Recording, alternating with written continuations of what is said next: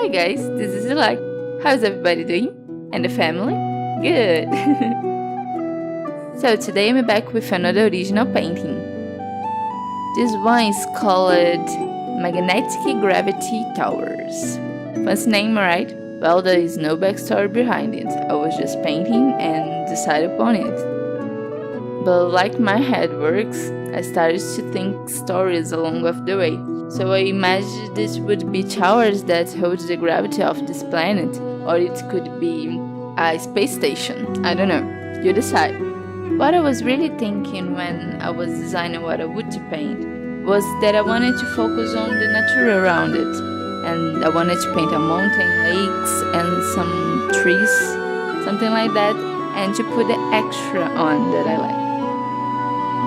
A lot of ideas came into my head. The first one was about a hand that would come from the lake, a very old robotic giant hand that I based on the mecha animes. I was feeling a little bit nostalgic about remembering Neon Genesis Evangelion.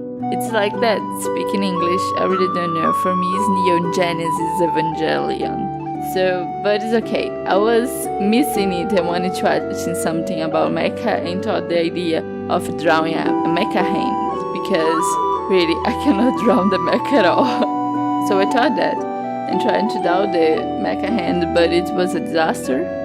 So I dropped this idea. So I imagined it's some kind of station floating upon the lake, but I dropped it and put something more simple. So the two towers came into my head, and I went, go for it, let's put the two towers, and started drawing. But the really focus on this painting was the nature around it, because when I create a concept of what I wanted to paint, I like to think about nature and technology working together, like the other species around the universe were capable of evolving their own technology together with the nature around them and did not destroy the planet like we are doing. Basically, what came to my head when I do a concept of a painting is this nature and technology working together in one environment. I hope one day we humans will be capable of doing it. Let's hope. First point important, I wanted to do a very crazy sky.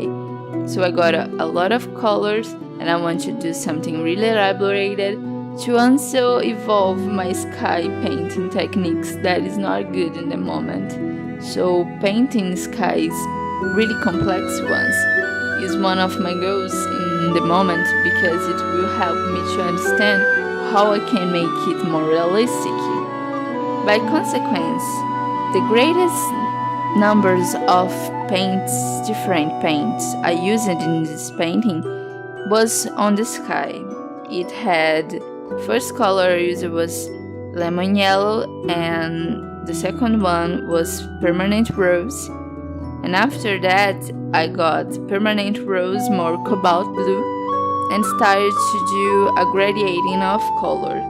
I would do a layer of permanent rose with a little cobalt blue and would add cobalt blue along the way until it was a really blue color and added the indigo to grade up and create this gradient. And the indigo is on the clouds that I did really dark.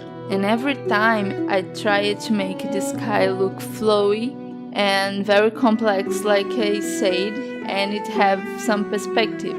I don't know what it is in me right now, but I'm doing lots of angular skies like this. Practically all my paints has this kind of skies.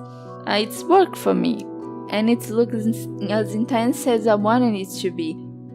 I think the permanent rose in this pinkish tone make it really interesting, and it's how the rest of the painting is so green, it's so much more cold than I usually do. This permanent rose brings the balance that I want into the painting because I didn't want a necessary cold paint. There is a lot of artists that do a cold palette and a warm palette in their paintings and stick to it. I don't like it very much, I don't know. It looks beautiful, really, but to me, I like to mix some things sometimes. Obviously, I like sometimes to do very warm tone paintings, like I said, I love painting desert scenes, and sometimes some cold paintings too, but in the general, I like to mix both of them, because it gives a little bit more busy feeling on the painting. You will see for a lot of my paintings, they are really busy. There is a lot happening a lot in the same time, and I usually don't focus on one thing to make the center of the pieces. Like this one, obviously the towers are on the center of it. It's technically to be the center of it, but I also did it behind a very vibrant skies, and the mountain is very presential too, and the focal point in the front with the pine trees are something to really look at on. And I didn't focus on standing or the stacking any of them. I wanted the painting itself to be a all. It's a little I don't know, it's just something that I usually do, and it's something that I wanted to still do. I think it is part of the style I'm building. I really like it the way this mountain turned out like. It was almost by accident, at least color-wise. I was gonna do a very typical mountain with the typical palette, a little grayish, bluish tones, like most of them are, because I'm not very used to drawing mountains, and the ones I did draw didn't end up very good. So I wanted at least do something simple. And this mix, I got it by accident actually. It was not what I wanted to do, but I like it so much that I used it. It's a mix of burnt sienna and indigo in both of the extremities. Even the yellowish color has a little bit of indigo, and more indigo on the top part. I like the look of this mountain because it makes me remember the vintage paintings that I used to have in my grandma's house. And when I look at it, it gave me this feeling of old painting. It is really good because I really thought before about making paintings that you look at old and stain it a little bit. But I didn't want to use sepia because it's the way it normally goes when you want to make something look old and vintage a little bit. But not using it here and discovering that it's possible to still have this feeling without having to go to the classical way is really amazing. So I can explore it a little bit in other paintings in the future. For the foliage, I use it to remix. To continue to use the burnt sienna as a base, but instead of the indigo, I used the cobalt blue that had in the skies, and it created really different tones in these three mixes. But it's really funny because changing a little bit of the percentage of the cobalt blue changed the color completely. You could not say that these three colors was the same mix. So it's one good thing to explore when you are doing some mixes, is that the same color can make a range of different tones that you cannot imagine. That's one of good things that I said in my video before, that is good of making charts. When you make a chart, you have all this option layout for you. You explore the maximum you can do with your colors, and it's a very good thing to have this knowledge. To me, this was a surprise because I didn't do a chart with my Micello Mission Gold set, and every time I do another painting, I'm studying the colors and decide what to use. It's a surprise. In a way, it's a good thing. I have a lot of fun discovering when I'm going to paint the different options I can have as a surprise when I'm doing these paints most of the time. Well, at least when I'm doing the samples. It has been really interesting, and my decision of not having a chart still stands. I'm liking this feeling of the unknown when I'm painting. It makes exploring color a lot more fun. And the process of doing this foliage was really simple. and it's still quite fascinating. Because I'm discovering that even when you're doing the base, if you use different tones, at least one warm and the other cold, it gives dimension to the painting. You can add or not a middle tone in it, and still with the layers that come after, you can change these colors, but even if you still use the same one, it gives an amazing result. I really like it how this foliage end up like.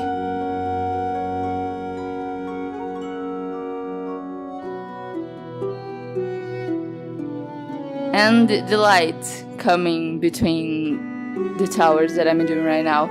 In this moment I'm trying to make some depth in it, giving some perspective.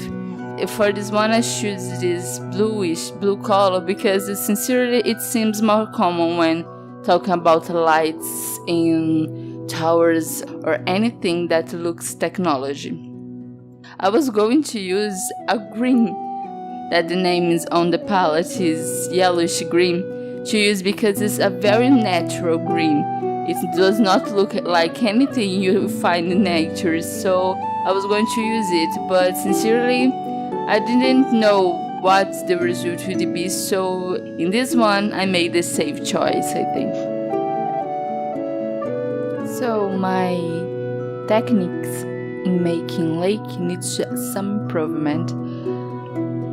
And when you watch a lot of YouTube tutorials for a person like me who is self-taught, you think most of it you're going to get the right things to do and that you're going to look amazing in your first try, but when you do it yourself you see it's totally different. Not saying that watching YouTube tutorials is a bad thing, I'm doing one here, I love to watch it, I learned a lot watching it, but it's so different from the experience of doing yourself.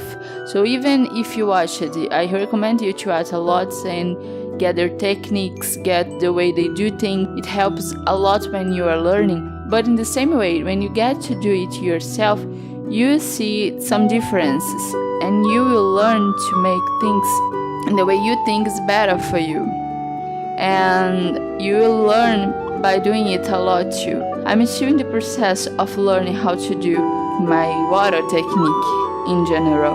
I have some tips that I got from the tutorials, but I have to learn for myself how to make the lake look like I want it.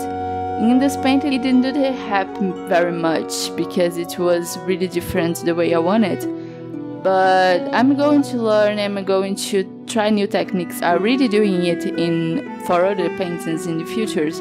And it's getting that, it's starting to look the way I want it. I think in this painting I did too much in the lake. I could have stopped it a little bit or had a step away from my painting and look at it again, because watching the footage I'm seeing that I did a lot of things that I shouldn't do in little bits of details. For example, in the middle when there is the reflection of the sky and the towers, I shouldn't do a second layer. I think if I did just one layer in it, it would look amazing and I wouldn't need to do the third layer I did. Just with the two layers, first layers, it would look exactly like I wanted it to. But well, that's life. I don't dislike this lake so much like I did the rock in my first tutorial. It's a stable, I think, but I will improve in my water techniques and so get prepared to see some new things I'm going to try. And if you want to, try it too. But if you are experienced and have some tips to give me, feel free. I would love it to hear what you think about it.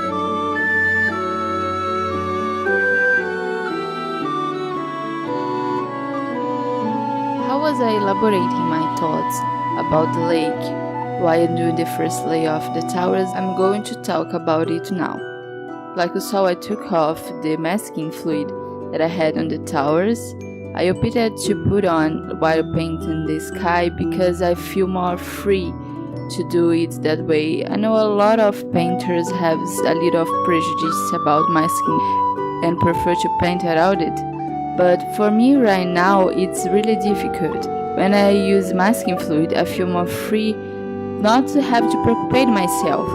of protecting that spot of white I want to leave, or a place that I wanted to put color on after, but I don't want the color around to interfere. Even if it doesn't matter much in the case of this painting, because the first layers that I did on the tower was reflections of the sky colors, because my intention is that the towers would be white. I don't know if you have the same feeling as me, but when I think about technology being white or very light color, it looks more clean and in peace with the nature around it. And when I see technology being rust, I imagine it is in a fight with the surroundings around it. Because I don't know, it makes me remember a lot about the old movies or in old history when smoke and the way people did things prejudices so much the environment around it. And right now we are exploring new technology, clean technology. So I wanted these towers to be light and so. One point that I have to make is that, my God, I cannot do a straight line to save my life. And it shows a little bit in the tower, so sorry about that. I drawing it with a ruler, but it didn't matter very much because when I'm in the zone while painting, I always forget something or another and start to get anxious. By consequence, my lines does not go straight. I don't have to breathe and think and do things calmly to make things work for me, and right now I'm not doing it because I get distracted while painting, and when I see, my lines are already ruined. But overall, I like it the way the towers sound like.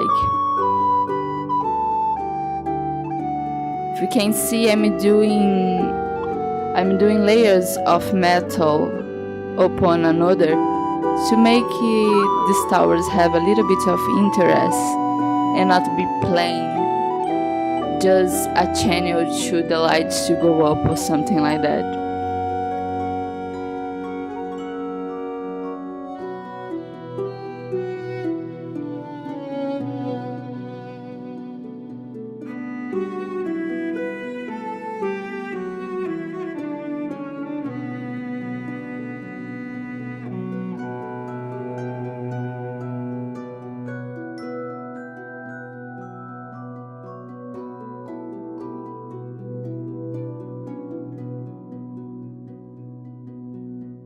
The lights too, I'm making some details in it to have depth and look a little less flat. And looking right now, I should have done a little bit of the sky going through the lights, because technically these lights are transparent.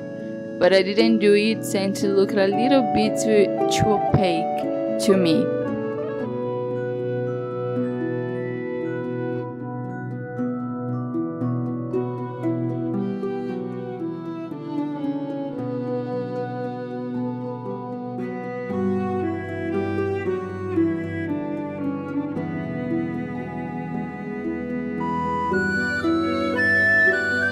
I did some negative paintings on the sky after to give some difference between the towers and the sky, because it was looking one same thing and the towers was not having total presence, a total distack or difference between the sky.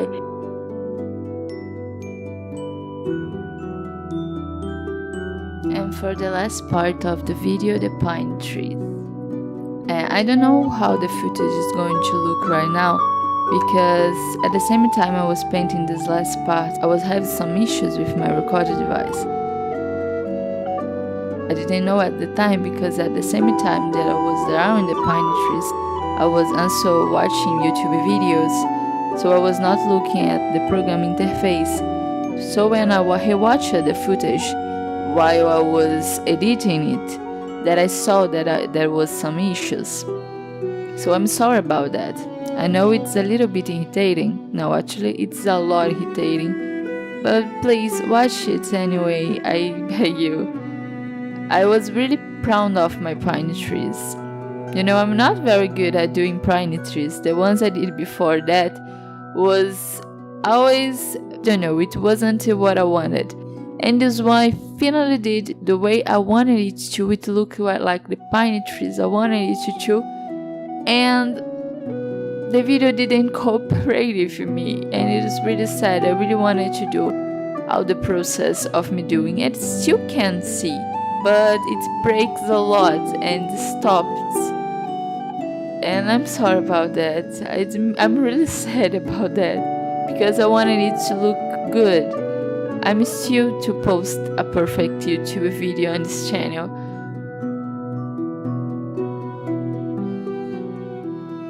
Because every time I'm recording or I'm editing or anything in the process, even when I'm painting, something happens that makes it less perfect. But anyway, the paint looks great.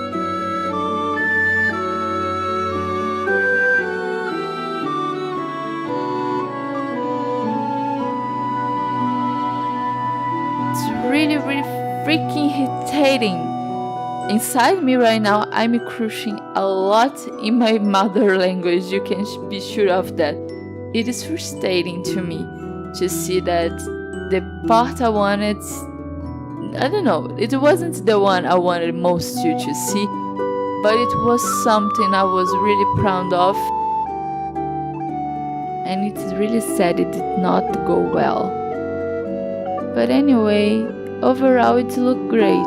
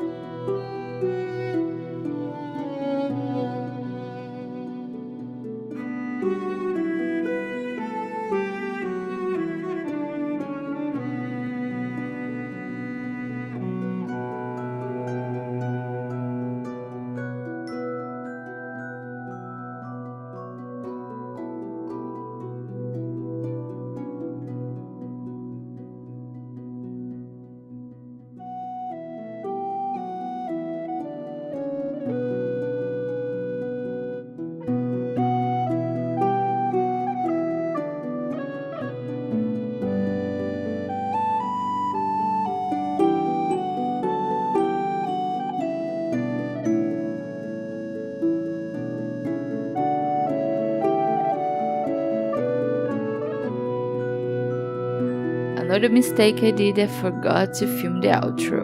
But that is it, guys. Thank you all for watching. Please like and subscribe to see more videos. Bye bye.